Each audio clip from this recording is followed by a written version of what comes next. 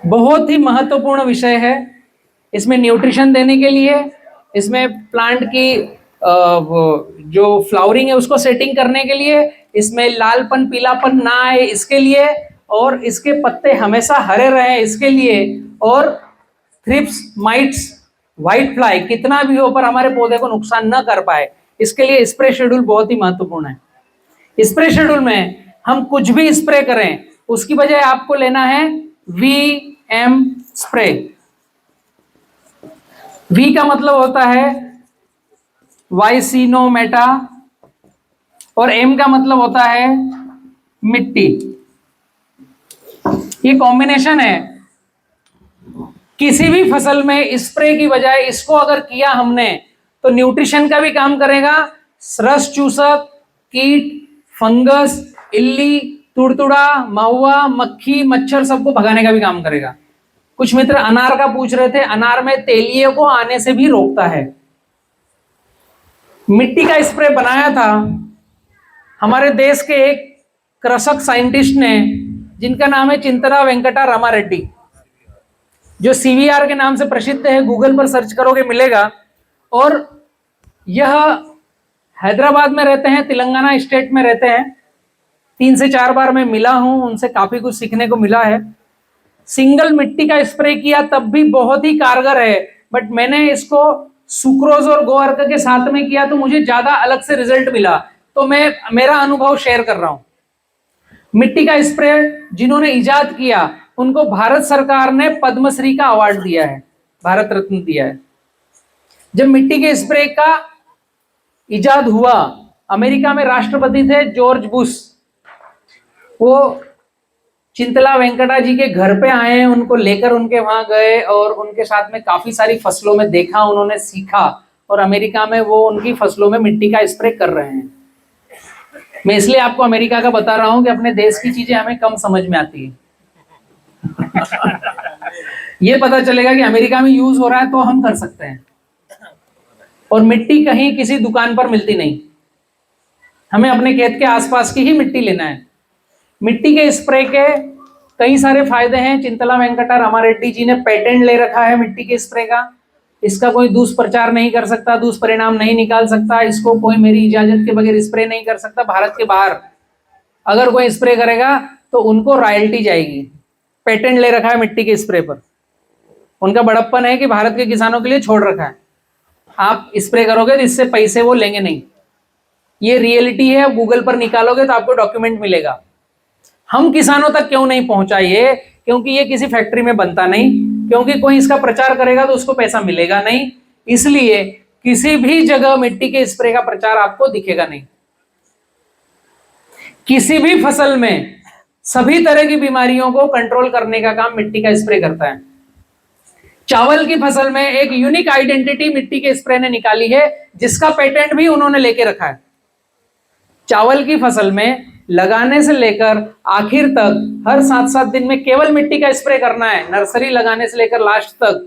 तो उस चावल में न्यूट्रिशन वैल्यू एक अलग तरह की आती है, उसमें विटामिन कंटेंट्स अलग तरह के आते हैं। और जिन मित्रों की आंखों की रोशनी कमजोर है उनकी रोशनी ठीक होती है, और जिनको रात को सूर्यास्त के बाद दिखता नहीं, रतौंधी आती है, 3 महीने तक उस मिट्टी के स्प्रे के चावल को खाते रहें तो रतौंधी ठीक हो जाती है। ये रिसर्च पेपर है, एमिडाक्लोपिड रिसर्च पेपर क्या है मुझे पता नहीं, मिट्टी के स्प्रे के रिसर्च पेपर मेरे पास है, आप गूगल करोगे आपको मिलेगा। मिट्टी का स्प्रे बनाना कैसे है, फसल में कब करना है, कपास में, ये समझ लो। मिट्टी का स्प्रे बनाने की सिंपल सी टेक्निक है, 200 लीटर पानी,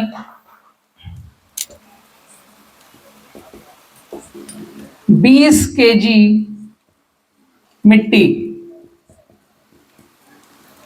200 ग्राम वाइसिनोमेटा, ये 2 चीजों का कॉम्बिनेशन। धूप में रखो, छांव में रखो, गर्मी में रखो, सर्दी में रखो, कहीं पर भी रखो। 200 लीटर मिट्टी, 200 लीटर पानी, 20 किलो मिट्टी, 200 ग्राम वाइसिनोमेटा। इसमें जो लकड़ी डालना है उसमें प्लस बनाना है। ये प्लस दिन में 1 से 2 बार ऐसे हिला देना है ताकि यह मिट्टी घुल जाए, अपना सरफेक्टेंट तोड़ दे, अपने बॉन्डिंग को छोड़ दे।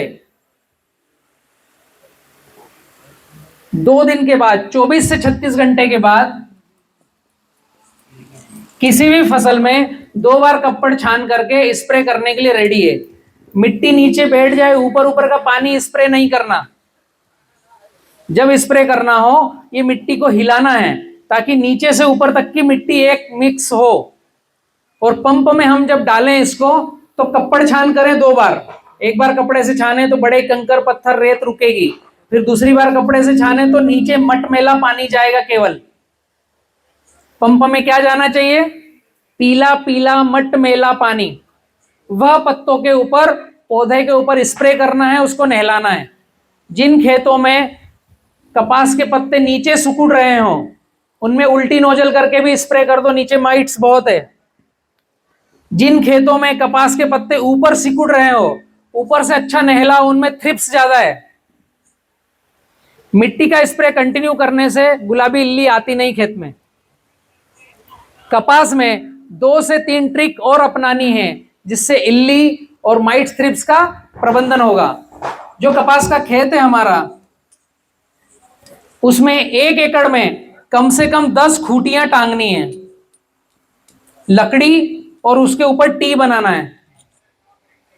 हमारे कपास की हाइट अगर 5 फीट की आती है तो हमें 7 फीट की लकड़ी लगानी है। 4 फीट की हाइट आती है तो हमें 6 फीट की लकड़ी लगानी है। पूरे खेत में रेंडमली 1 एकड़ में 10 लकड़ी उसके ऊपर टी बांध दो, मतलब आड़ा डंडा बांध दो, जिससे उस कपास के पौधे के पास जाकर पक्षी बैठेगा। पक्षी बैठेगा तो इल्ली को वो पक्षी ही खा लेगा। आपको अलग से स्प्रे करने की आवश्यकता नहीं पड़ेगी। सिंपल सी ट्रिक है, ये बहुत ही कारगर है। और 40 दिन के उम्र का कपास होता है तो ये टी पर फिलामेंट ट्रैप लगानी है, जिसमें नर की खुशबू का कैप्सूल आता है। तो मादा जाकर उसमें ट्रैप में अटक जाती है, वो आगे से फिर इल्ली को पैदा करती नहीं, इल्ली बनती नहीं। ये जो 10 लकड़ियां हैं, इसमें फिलामेंट ट्रैप लगानी है। ऐसे विकल्प हैं जो आसान है, सरल है, सहज है। अभी ये मिट्टी का स्प्रे काम कैसे करता है और कहां की मिट्टी लेना है, ये महत्वपूर्ण है। फिलामेंट ट्रैप टी 25% इल्ली को ये भगा देगी, बाकी 75% आपका वीएम स्प्रे भगा देगा। कैसे भगाएगा और मिट्टी कहां की होनी चाहिए, ये महत्वपूर्ण है। मिट्टी होनी चाहिए जहां पर कभी भी हमने यूरिया, डीएपी, पोटास नहीं डाला हो। जहां से हम मिट्टी ले रहे हैं वहां कांटे वाला पेड़ ना हो, कोशिश ये करें, नेगेटिव एनर्जी ना आए। 5 फीट गहरा गड्ढा करना है। इस गड्ढे की पाली बनानी है, मुंडेर। ऊपर से नीचे तक की मिट्टी लेनी है पूरी, थोड़ी यहां से, थोड़ी यहां से, थोड़ी यहां से, थोड़ी यहां से, थोड़ी यहां से, थोड़ी यहां से, थोड़ी यहां से। 200 लीटर 20 किलो मिट्टी, 10% मिट्टी लेनी है। 500 लीटर का घोल बनाओ तो 50 किलो मिट्टी, 200 लीटर का घोल बनाए 20 किलो मिट्टी, 100 लीटर का घोल बनाए 10 किलो मिट्टी। इस गड्ढे को काली चीज से ढकना है। यहां पर जाली टाट कुछ लगा दो ताकि कोई गिरे ना बाद में, ताकि हमेशा जब स्प्रे बनाओ तो यहां से मिट्टी आप निकाल सको। और इसको ढकना है, पूरा अंधेरा रहना चाहिए। मुंडेर इसलिए कि बारिश का पानी आए तो इसके अंदर ना जाए। एक बार आपने गड्ढा बनाया, जीवन भर उसी गड्ढे से मिट्टी ले सकते हो, बट वहां रोशनी जाना नहीं चाहिए, अंधेरा रहना चाहिए, वहां पानी ना घुसे। मतलब उसका टेक्सचर हमेशा वैसा ही मेंटेन हो कि आपने पहली बार खोदा और निकाला हो। ढक के रखो, कुछ लक्कड़ लगा दो ताकि कोई चलने फिरने वाला गिर ना जाए उसमें। प्लास्टिक काला लगा दो, लक्कड़ लगा दो ताकि पैर ना लगे, अंधेरा रहे। ये क्यों लेना जरूरी है 5 फीट गहरा गड्ढा, ये बहुत ही महत्वपूर्ण बात है। जो ये पृथ्वी की लेयर है जिस पे हम बैठे हैं, इसके 1.5 फीट नीचे और 1.5 फीट ऊपर ये जो 3 फीट का वातावरण है, इसको इकोसिस्टम कहते हैं। जीव जीवस्य जीवनम का एक इकोसिस्टम है। बैक्टीरियल कॉलोनी है ऊपर और नीचे, बहुत महासागर है। ये 1.5 फीट की लेयर पर बैक्टीरियल कॉलोनी बहुत है। आपको क्या लगता है कि हमारी जो खटिया बनी है 1.5 फीट हाइट की, जहां हम सोते हैं, वो क्यों बनाई है? खटिया पलंग 1.5 फीट से ऊपर रहता है ना, वो इसलिए 1.5 फीट से ऊपर बनाया है कि जब अर्धरात्रि के बाद सुबह 3 बजे से 6 बजे तक जिस तरफ सूर्य नहीं है उस तरफ कार्बन डाइऑक्साइड की मात्रा बढ़ती है, ऑक्सीजन की मात्रा घटती है। तो हम जो श्वास लेने वाले प्राणी हैं वो नाक से सांस लेने की बजाय अंदर ऑक्सीजन कम होता है तो मुंह से भी सांस लेना चालू हो जाते हैं। हर आदमी लेता है, स्वाभाविक है, नैसर्गिक है, मुंह से सांस लेना चालू होता है अर्धरात्रि के बाद जब ऑक्सीजन लेवल पृथ्वी पर कम होता है। तो हम अगर नीचे मिट्टी पर सोएंगे तो वो 1.5 फीट में बैक्टीरियल कॉलोनी बहुत ज्यादा है, तो वो हमारी श्वसन क्रिया से पेट की आंत में जाएगी और हमारे पेट की बीमारियां होगी हमें। इसलिए पूर्वजों ने 1.5 फीट हाइट की खटिया बनाई, उसके ऊपर सो। ऐसे ही सोने के लिए नहीं बनाई है, उसका साइंस है कि 1.5 फीट की खटिया क्यों है। ये बैक्टीरियल कॉलोनी है इसलिए है। आज भी माए जहां फ्रिज नहीं है, फ्रिज अभी आए हैं, जो दाल बनाते हैं वो दाल को नीचे नहीं रखते, छीके पर टांगते हैं। तुअर दाल, मूंग दाल नीचे रखी तो दोपहर तक खराब हो जाएगी। ऐसा होता है ना दाल बनाते तो। मटन मार्केट में जाओगे तो मटन जो काट करके वैसे टांग कर रखते हैं हुक में, नीचे बिछा कर रखेंगे तो सड़ने लगता है, ऊपर टांग देते हैं तो सूखने लगता है, सड़ता नहीं। तो ये जो बैक्टीरियल कॉलोनी है, इकोसिस्टम जो है ऊपर और नीचे, तो यहाँ का 1.5 फीट का जो इकोसिस्टम है ये बैक्टीरियल कॉलोनी का सारा हमारे मिट्टी में आता है, इसमें जो 1.5 फीट लेयर का है। नीचे न्यूट्रिशन आता है और लास्ट नीचे न्यूट्रिशन का महासागर है जहां केचुए, दीमक सब कुछ रहता है। मैंने आपको जस्ट पहले एक कॉम्बिनेशन बताया था कि चलने फिरने वाले प्राणी की विष्ठा स्थिर प्राणी का भोजन है। तो यहां केचुआ, दीमक, देसी केचुआ नीचे है मिट्टी में, और भी बहुत सारे प्राणी हैं जो एक दूसरे को खाते हैं। देसी केचुआ तो मिट्टी खाता है, मिट्टी निकालता है। तो ये जो यहाँ की मिट्टी जो है ये न्यूट्रिशन का महासागर है, और यहाँ की मिट्टी जो है वो ह्यूमस है। जो 4 फीट के नीचे 5 फीट वाली मिट्टी है न्यूट्रिशन का महासागर है, और ये है ह्यूमस का महासागर। ह्यूमस क्या होता है पता है क्या? ह्यूमस गोबर का ढेर करते हैं हम, गाय भैंस का जो कोठा निकलता है, कचरा निकलता है, बारिश होती है तो उस गोबर के ढेर में से लाल पानी निकलता है। वो लाल पानी जो है वो है ह्यूमस, और वो लाल पानी जिस जिस मिट्टी पर जहां जहां जाता है वहां देसी केचुआ उस मिट्टी को खाता है और मिट्टी निकालता है। एक देसी केचुआ आपके 1 एकड़ में अगर 365 दिन रखते हो, एक देसी केचुआ 1 एकड़ में 365 दिन रखना सीख गए तो हजारों टन मिट्टी को पलटता है वो। बट हम किसानों की विडंबना ये है कि एक केचुआ हमसे 365 दिन रखा नहीं जा रहा, अभी तक हम सीख नहीं पाए।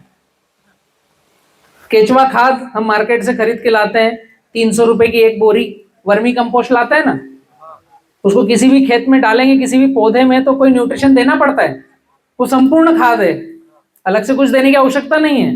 तो जब हम ये नीचे 4 फीट की मिट्टी लेते हैं तो ये न्यूट्रिशन पूरा का पूरा इसमें आता है,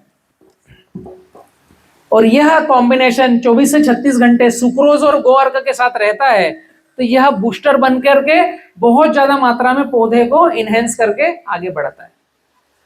अभी स्प्रे करने का परफेक्ट तरीका और टाइमिंग, और यही क्यों चाहिए, अगर आपने पौधे का, कपास के पौधे का जर्मिनेशन हुआ, 2 पत्ती का हुआ, 7 दिन के बाद मिट्टी का पहला स्प्रे किया, और हर 7 दिन में मिट्टी का स्प्रे लिया, पहले 5 से 6, सवा से 1.5 महीने तक आपने केवल 7-7 दिन में मिट्टी का स्प्रे लिया।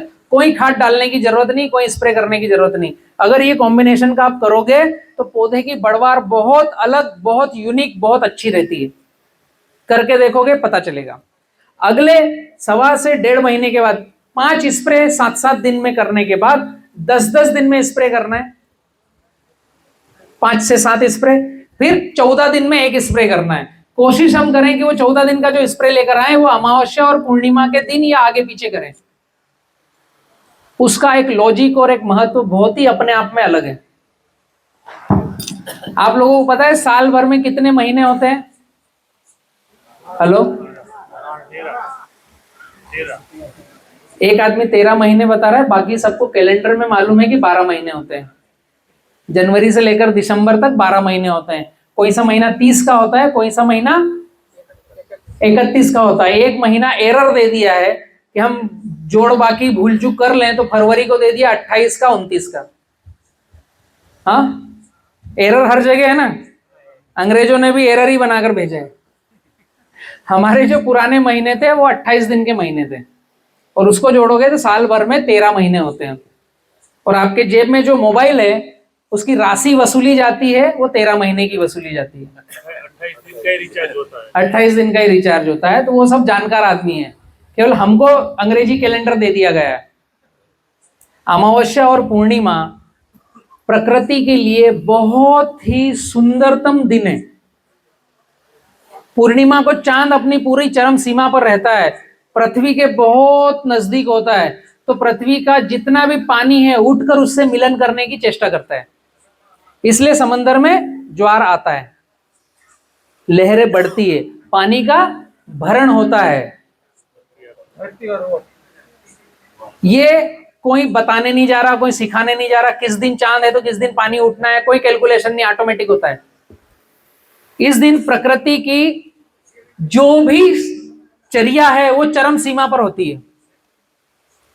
अगर उस दिन हम स्प्रे करेंगे तो उस दिन कीट पतंग तुड़तुड़ा महुआ मक्खी मच्छर ज्यादा इफेक्ट होंगे और वो वहां से निकलेंगे अपने घर के लिए। अमावस्या में जब चंद्रमा नहीं होता उस समय पानी पूरा सिकुड़ जाता है। ज्वार और भाटा, पानी का भरण होना और पानी का समंदर से निकलना। पानी तो उतना है, गया कहां? 1 लीटर पानी समंदर में डालें तो फर्क पड़ता नहीं, 1000 लीटर पानी निकालने तो फर्क पड़ता नहीं। बट चंद्रमा आता है तो समंदर का पानी बढ़ जाता है, और चंद्रमा जाता है तो समंदर का पानी घट जाता है। इसी से नाविक अपनी रास्ते तय करते हैं।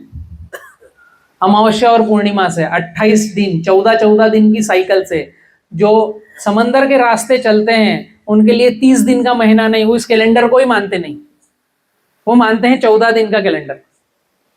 प्रकृति ने मासिक धर्म 28 दिन का रखा है महिलाओं के लिए। पूरी साइकिल 28 दिन की बनी हुई है। हम जनवरी फरवरी मार्च मानते हैं।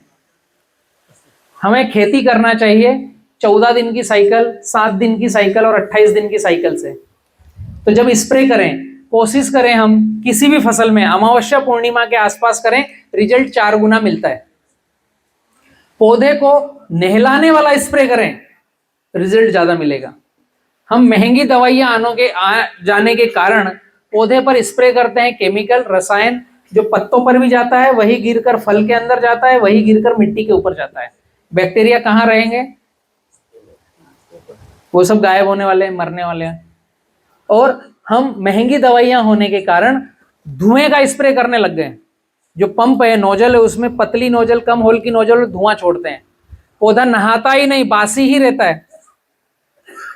पौधे को अमावस्या और पूर्णिमा के दिन केवल पानी का स्प्रे करोगे तब भी रिजल्ट दे देगा, क्योंकि प्रकृति की साइकिल आपने उसको नहला करके तोड़ दी। उसमें कीट पतंग तुड़तुड़ा महुआ मक्खी मच्छर जो उनके घर बाहर अंडे बच्चे हैं उनको धो दिया। अभी वो नई साइकिल चलेगी। स्प्रिंग लगा दोगे तो आपको स्प्रे ही नहीं करना है, छोड़ दो, फिर कोई स्प्रे करने की जरूरत नहीं, क्योंकि वो हर बार पौधे को नहला रहा है। जैसे ही थ्रिप्स माइट्स व्हाइट फ्लाई वहां पनपते हैं, पानी आकर उसको निकाल देते हैं। अभी हम बैठे हैं, एक बाढ़ आए, हम क्या करेंगे? या तो बह के जाएंगे या भग के जाएंगे बट जाएंगे जरूर, यहां से यहां रह नहीं पाएंगे। तो एक छोटी सी प्रक्रिया है मिट्टी के स्प्रे का, और ये न्यूट्रिशन का महासागर है। पहले 7-7 दिन में स्प्रे देना है, फिर 10 दिन में स्प्रे देना है, फिर 14 दिन में स्प्रे देना है। और हमारा मन नहीं माने, पहली बार अगर प्रैक्टिकल करो और बलराम बोल रहा है सत्य है नहीं है, तो बीच में जो मर्जी हो वो स्प्रे डाल लो। अल्टरनेट वीएम स्प्रे, जो एक मित्र ने प्रश्न किया था कि रेजिस्टेंट पावर बढ़ रहा है, अगर मिट्टी का स्प्रे बीच बीच में करोगे, किसी भी केमिकल का कभी भी रेजिस्टेंट ही नहीं बढ़ता है उससे, क्योंकि मिट्टी सभी चीज को सोखने का काम करती है। ये साइंटिफिक अप्रूवल प्रूव है। पत्ते में काम कैसा करता है? जैसे ही सूर्य की रोशनी आई, पहली किरण किसी भी पौधे का पत्ता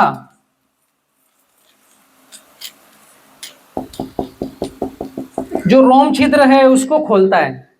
सुबह सूर्य की पहली किरण रोम छिद्रों को खोलता है, वहां से चिपचिपा केमिकल निकलता है और वो माइट्स थ्रिप्स को इनवाइट करता है।